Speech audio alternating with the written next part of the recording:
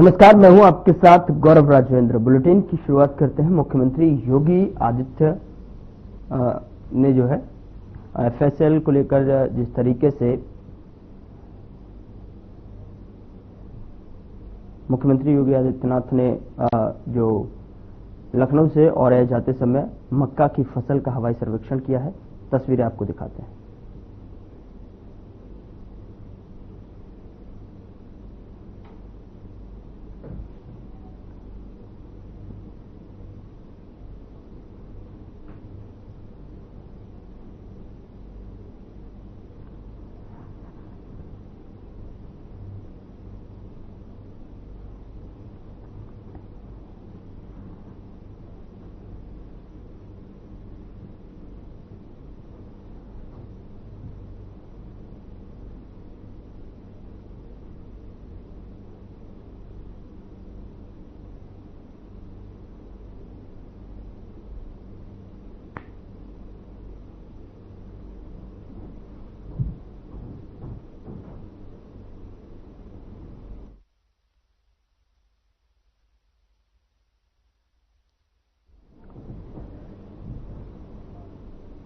उत्तर प्रदेश के मुख्य सचिव मनोज कुमार सिंह की अध्यक्षता में जीरो पॉवर्टी अभियान के तहत में चिन्हित परिवारों के युवाओं के उन्नयन और उन्हें विकास की जो है मुख्य धारा से जोड़ने के लिए इन्वेस्ट यूपी सभागार पिकअप भवन गोमतीनगर लखनऊ में एक संगोष्ठी का आयोजन जो है किया गया है।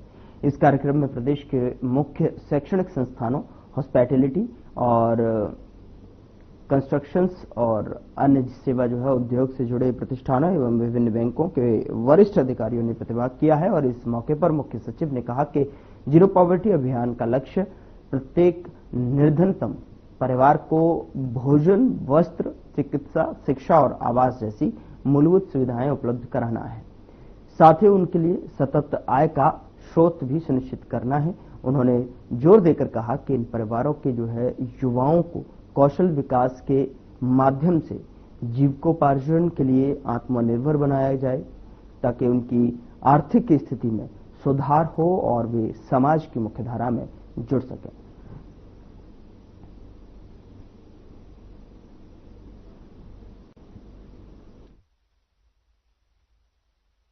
जी हां, आपको बता दें कि लखनऊ में मनोज कुमार सिंह प्रमुख सचिव ने एक संगोष्ठी का आयोजन किया, जिस संगोष्ठी का मेन उद्देश्य ये था कि जितने भी जीरो पॉवर्टी के अंतर्गत परिवार आते हैं, उन सभी परिवार के युवाओं को रोजगार और विकास के साथ जोड़ना, उसके बारे में उन युवाओं को प्रेरित किया गया और साथ में बताया गया कि किस तरह से वो रोजगार के माध्यम से अपने आप को आत्मनिर्भर बना सकते हैं। वहीं साथ साथ आपको बता दें कि संगोष्ठी में कई बड़े वरिष्ठ अधिकारी भी शामिल हुए।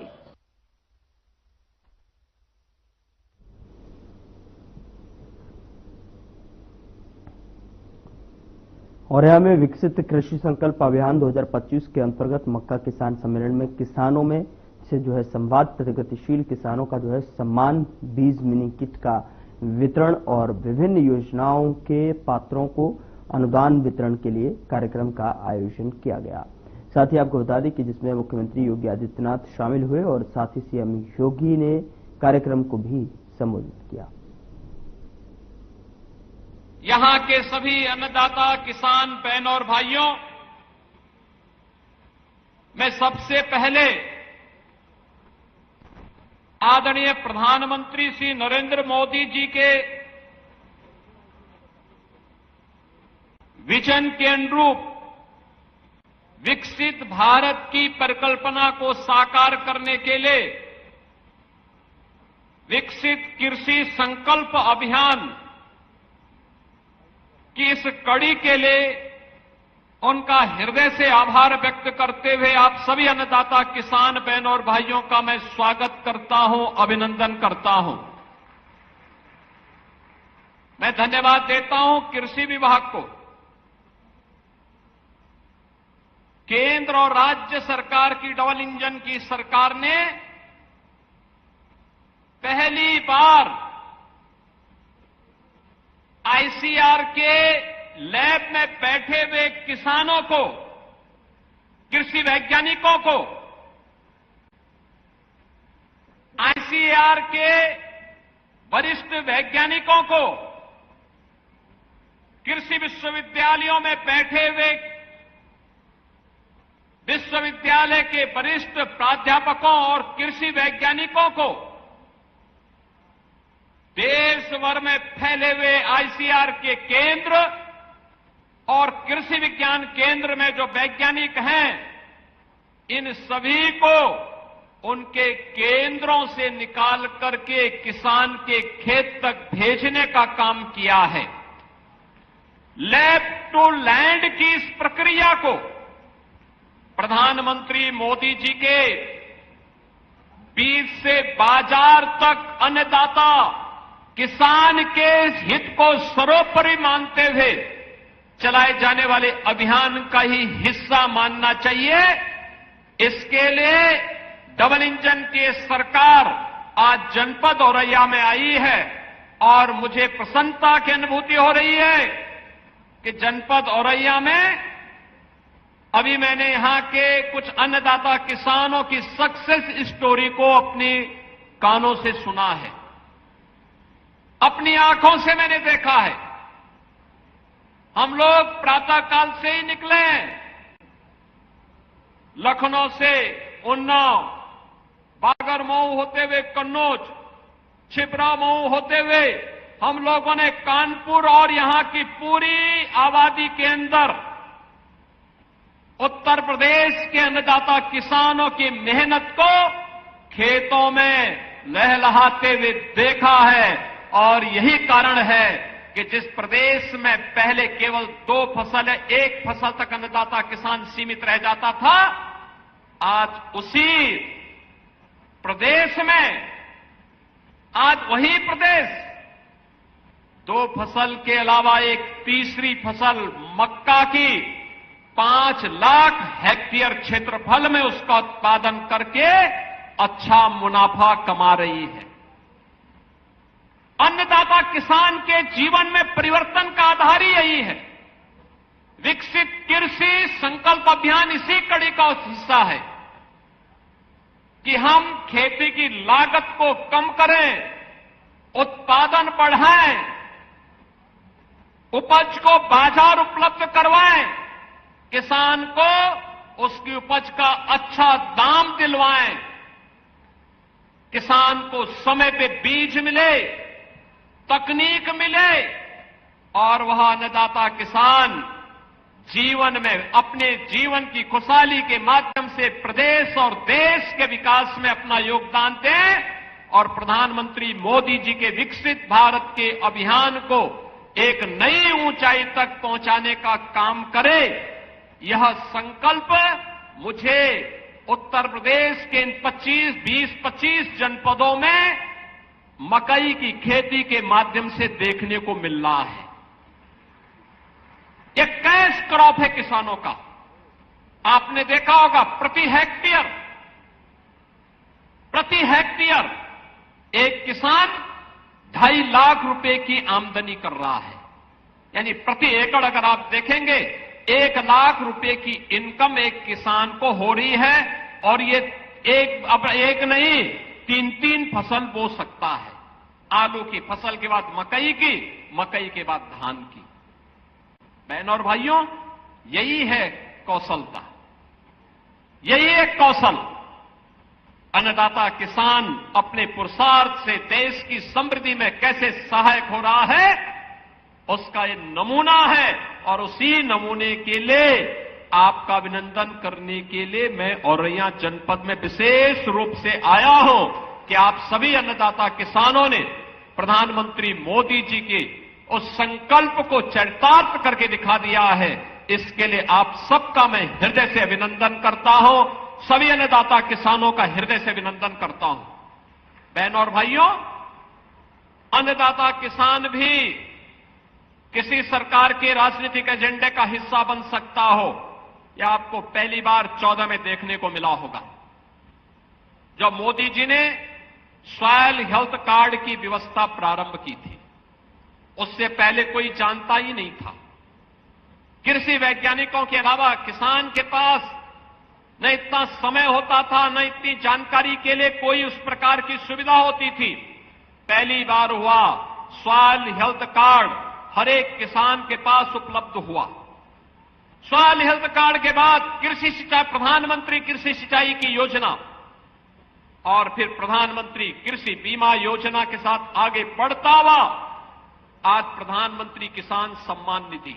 देश के अंदर 12 करोड़ अन्नदाता किसान प्रधानमंत्री किसान सम्मान निधि का लाभ प्राप्त कर रहे हैं। अकेले उत्तर प्रदेश में अब तक 2 करोड़ 86 लाख किसान 85,000 करोड़ रुपए सीधे डीबीटी के माध्यम से अन्नदाता किसान के खाते में धनराशि इसके माध्यम से गई है। और डबल इंजन की ये सरकार राज्य के अंदर भी अपने अन्नदाता किसानों के भविष्य को सुंदर बनाने के लिए, संवारने के लिए, उन्हें समृद्ध बनाने के लिए उसी प्रयास का हिस्सा बनकर के कार्य कर रही है। हमारी सरकार 2017 में आई। 2017 में सरकार आई थी, किसान आत्महत्या कर रहा था। गन्ना किसानों का गन्ना मूल्य का भुगतान नहीं हो रहा था। कहीं क्रय केंद्र नहीं चलते थे। न मकई केले, न तिलहन केले, न दलहन केले, न आलू केले, न धान केले, न गेहूं केले, न बाजरा केले, न ज्वार केले, कहीं भी कोई सुविधा नहीं थी।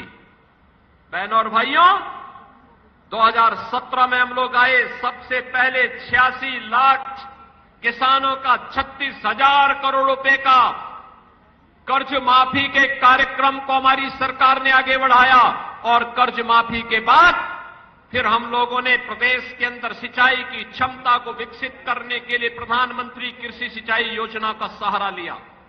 मुझे बताते हुए प्रसन्नता है, अब तक 23 लाख हेक्टेयर भूमि को अतिरिक्त सिंचाई की सुविधा हम लोगों ने सरयू नहर राष्ट्रीय परियोजना के माध्यम से, अर्जुन सहायक परियोजना के माध्यम से, बाण सागर परियोजना के माध्यम से इन्हें पूरा करते हुए उन किसानों को अतिरिक्त सुविधा दी।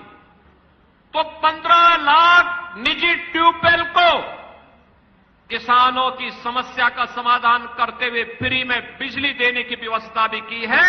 हमारा अन्नदाता किसान के ऊपर बोझ नहीं आएगा, ये बोझ सरकार उठाएगी, डबल इंजन सरकार इसका बोझ उठाएगी।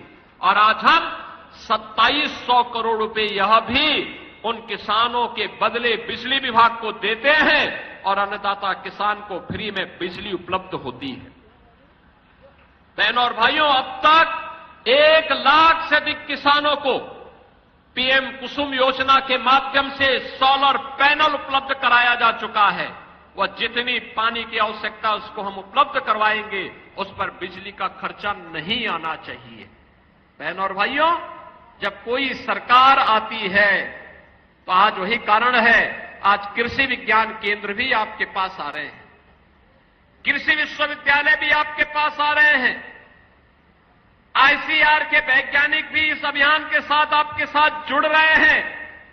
और आज मुझे बताते हुए प्रसन्नता, औरैया में आए हैं तो हम लोग औरैया के किसानों को इस बात के लिए आश्वस्त करेंगे, मकई की खेती को देख करके आत्मा आनंद से प्रफुल्लित हुई है। आपके इस परिश्रम के लिए मैं आपका अभिनंदन करता हूं और बहुत शीघ्र हम इसके लिए क्रय केंद्र स्थापित करके एमएसपी की भी घोषणा करने वाले हैं।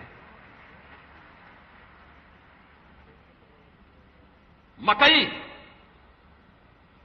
आप देखेंगे अपने आप में एक पौष्टिक आहार भी है।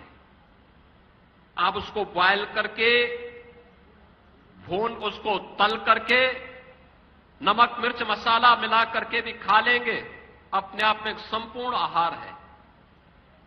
स्वीट कॉर्न भी है, बेबी कॉर्न भी है, बायोफ्यूल भी है और बायोप्लास्टिक भी इससे बन सकता है।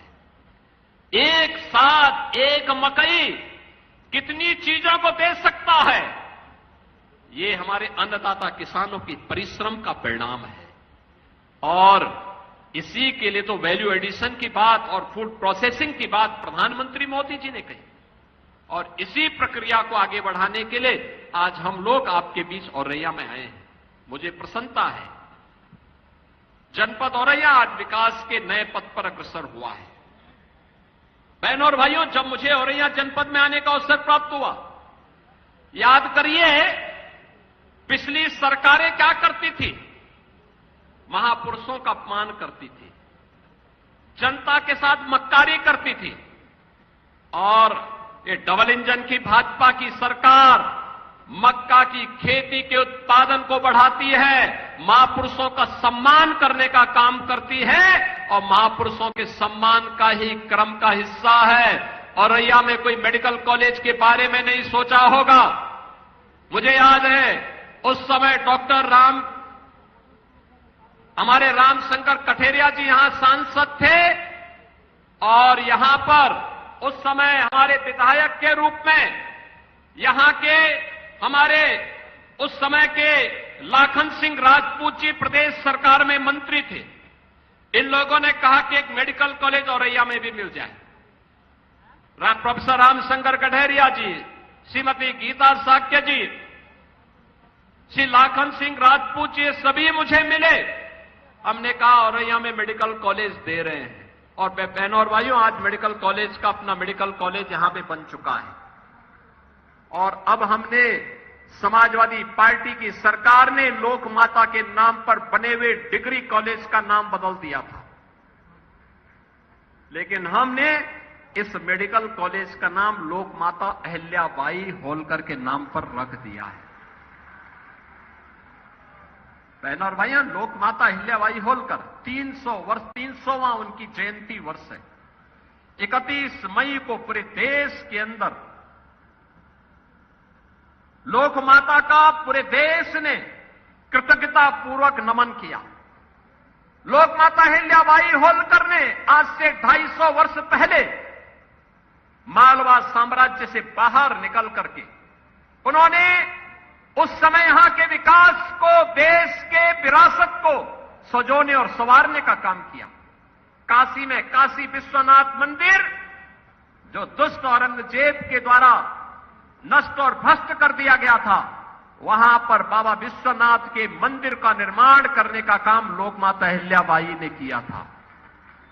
विदेशी आक्रांताओं ने जो मंदिर अपवित्र किए थे, पुरी का जगन्नाथपुरी का मंदिर हो, गया जी का मंदिर हो, या फिर महाकाल का उज्जैन में मंदिर, या केदारपुरी में भगवान केदारनाथ का मंदिर, भगवान सोमनाथ का मंदिर, इन सब के पुनरुद्धार का कार्य अगर किसी ने किया था, लोक माता अहिल्याबाई ने किया था। और लोक माता अहिल्याबाई होलकर के प्रति कृतज्ञता ज्ञापित करने के लिए औरैया के गवर्नमेंट मेडिकल कॉलेज का नामकरण हम लोगों ने लोक माता अहिल्याबाई होलकर के नाम पर किया है। बहनों और भाइयों, याद करिए पिछली सरकारों के समय गुंडे और माफिया हावी हुआ करते थे।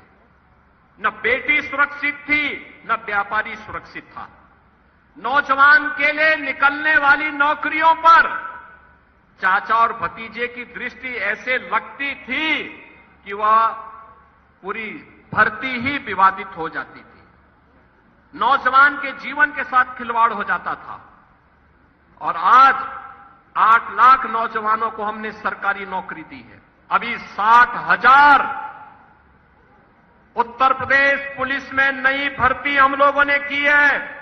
15 जून को देश के गृह मंत्री जी को बुला करके एक साथ उत्तर प्रदेश के 60,000 नौजवानों को उत्तर प्रदेश पुलिस बल का हिस्सा बना करके उनको नियुक्ति पत्र हम प्रदान करने वाले हैं। इतनी भर्ती कभी नहीं हुई। यानी अब तक मिलाकर 2,16,000 से अधिक भर्ती हम अकेले उत्तर प्रदेश पुलिस बल में कर चुके हैं। बहनों और भाइयों, ये तो हुआ कार्य पुलिस का। और अन्य विभागों में शिक्षकों की भर्ती का मामला हो, लगभग 1,60,000 से अधिक अतिरिक्त शिक्षक हम लोगों ने भर्ती किए। पीडब्ल्यूडी हो, सिंचाई विभाग हो, कृषि विभाग हो, या जो भी अन्य सरकारी विभाग है, इन सभी में नियुक्ति की प्रक्रिया को पूरी पारदर्शी तरीके से आगे बढ़ाते हुए आज प्रदेश का युवा प्रदेश के विकास में अपना योगदान दे रहा है। प्रदेश में कानून व्यवस्था की बेहतर स्थिति का परिणाम है आज यहां व्यवसाय बढ़ा है, व्यापार बढ़ा है, निवेश हुए हैं और निवेश और व्यापार का परिणाम है कि आज सरकार तेजी के साथ विकास के इन कार्यक्रमों को आगे बढ़ाने का कार्य कर रही है। 65 लाख से अधिक नौजवानों को हमने जो निवेश हुए हैं उस निवेश में नौकरी दी है। वन डिस्ट्रिक्ट वन प्रोडक्ट के माध्यम से लगभग 2 करोड़ नौजवानों को रोजगार की सुविधा उपलब्ध हुई है। आज बेटी भी सुरक्षित है, व्यापारी भी सुरक्षित है। बेटी की सुरक्षा पे सेंध लगाने वाले को पता है कि अगर उसने कहीं सेंध लगाई तो अगले चौराहे पर फिर यमराज ही उसका इंतजार कर रहा होगा, उसके अलावा कोई दूसरा चारा नहीं है। बहनों और भाइयों, सुरक्षा का बेहतर माहौल मिला, पुलिस कार्मिकों के लिए भी अच्छी सुविधाएं बनी, उन्हें टेक्नोलॉजी से युक्त किया गया। टेक्नोलॉजी का परिणाम है आज अपराध या तो होता नहीं, होता है तो कुछ ही घंटों में उसका अनावरण भी होता है। आज विकास की प्रक्रिया तेजी के साथ आगे बढ़ रही है और जनपद औरैया में अनेक ऐसे कार्यक्रम वर्तमान में चल रहे हैं जो औरैया को एक नए विकास के पथ पर अग्रसर करने का कार्य करेगा। और खासतौर पर यहां पर 250 करोड़ रुपए की लागत से यहां पे लोक माता अहिल्याबाई होलकर के मेडिकल कॉलेज का यहां पर कार्य पूरा हुआ है। तो साथ ही साथ यहां पर हम लोगों ने, आप सोचे औरैया जनपद बन गया लेकिन यहां की पुलिस लाइन ही नहीं बनी, तो हम लोगों ने 272 करोड़ रुपए यहां की रिजर्व पुलिस लाइन के लिए भी उपलब्ध करवाए हैं, जिस पर कार्य युद्ध स्तर पर चल रहा है। अगली बार आएंगे तो रिजर्व पुलिस लाइन के उद्घाटन करने के लिए आएंगे। औरैया और जालौन को जोड़ने के लिए यमुना नदी पर 151 करोड़ रुपए की लागत से ब्रिज के निर्माण का कार्य भी चल रहा है। और मुख्यमंत्री मॉडल कंपोजिट विद्यालय के लिए भी हम लोगों ने 24 करोड़ रुपए इस जनपद के लिए स्वीकृत किए हैं, जिसके कारण प्री प्राइमरी से लेकर के 12वीं तक आधुनिक शिक्षा बच्चों को प्राप्त हो सके, यह भी हम लोग यहां पे करने जा रहे हैं। और कृषि विज्ञान केंद्र का भी यहां पर कार्य प्रगति पर है। इसके लिए कृषि एक्सटेंशन के लिए भी 3 करोड़ रुपए स्वीकृत किए हैं और डिस्ट्रिक्ट न्यायालय के लिए भी 250 करोड़ रुपए हम लोग यहां के लिए स्वीकृत कर चुके हैं। जिला कोर्ट जिले के अंदर बन सके और वहां पे बेहतरीन सुविधा न केवल न्यायालय के न्यायिक अधिकारियों के लिए बल्कि अधिवक्ताओं के लिए भी मिल सके, इसके लिए भी 250 करोड़ रुपए हम औरैया जनपद के लिए अतिरिक्त स्वीकृत कर चुके हैं। बहनों और भाइयों, कल 9 जून है। 9 जून का मतलब प्रधानमंत्री मोदी जी के नेतृत्व में यशस्वी कार्यकाल के 11 वर्ष कल पूरे होने जा रहे हैं। इन 11 वर्षों में मोदी जी ने भारत को दुनिया की एक बड़ी ताकत के रूप में स्थापित किया है। भारत आज दुनिया की चौथी बड़ी अर्थव्यवस्था है। भारत की प्रति व्यक्ति आय कई गुना बढ़ी है। भारत के अंदर इंफ्रास्ट्रक्चर आज वर्ल्ड क्लास का बना है। भारत के अंदर one district one medical college की परिकल्पना साकार हुई है। क्या गांव हो, क्या गरीब, क्या किसान हो, क्या मजदूर, क्या वंचित हो, दलित हो, पिछड़ा हो, सबके हितों को संरक्षण करते हुए प्रधानमंत्री मोदी जी के नेतृत्व में आज एक नया भारत विरासत और विकास की इस यात्रा को अनवरत आगे बढ़ाने का काम कर रहा है। और विरासत और विकास का यह क्रम विकसित भारत की परिकल्पना को साकार करने के लिए आप सबका आह्वान कर रहा है। आने वाली पीढ़ी को हम बोल सकेंगे कि देखिए, हमने मोदी जी के इस कालखंड में उनके नेतृत्व में कार्य किया है, इसका परिणाम। फिलहाल बुलेटिन में इतना ही। नमस्कार।